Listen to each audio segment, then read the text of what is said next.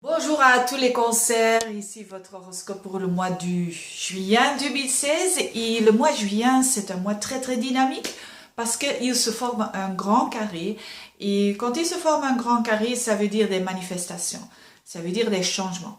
Et pour vous, chers cancers, ça se trouve surtout dans votre 12e maison et la 12e maison c'est une maison très subtile.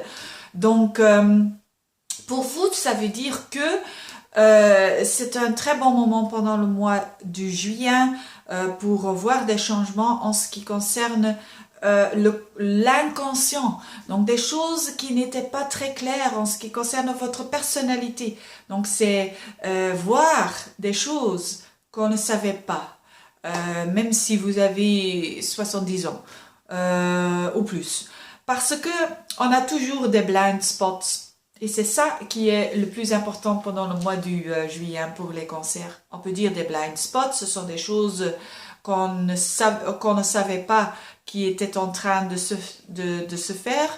Mais c'est très puissant quand on va voir des choses maintenant de son caractère ou des patterns qu'on n'a plus besoin dans la vie. Donc c'est très puissant si on peut découvrir ça parce que on peut faire des choix meilleurs et plus efficaces quand on voit des choses. Donc tous ces changements pour vous, chers cancers, se trouvent dans le plan un peu plus caché, un peu plus dans votre évolution psychologique.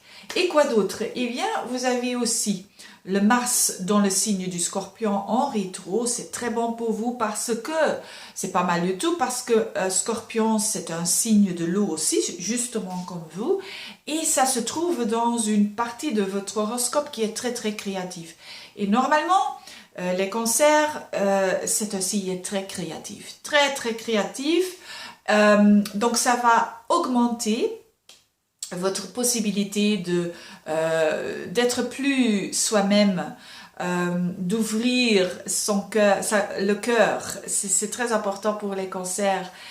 Donc c'est possible que vous allez revisiter, parce que c'est en rétro, un hobby que vous avez fait pendant il y a des années et des années. Donc pas mal du tout.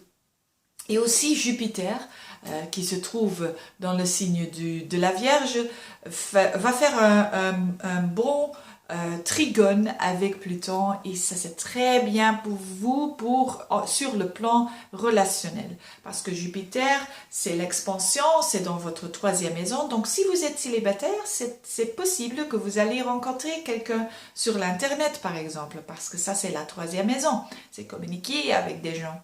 Et Pluton dans votre 7e maison, ça veut dire des relations profondes, des relations qui vont vous transformer. Et aussi qui vont transformer des gens que vous allez rencontrer ou des gens que vous connaissez. Donc pas mal du tout pour les cancers, c'est un peu, on peut dire, c'est un peu rétrospectif, mais en même temps c'est aussi très social. Et voilà, je vous souhaite un très bon mois et à la prochaine, au revoir.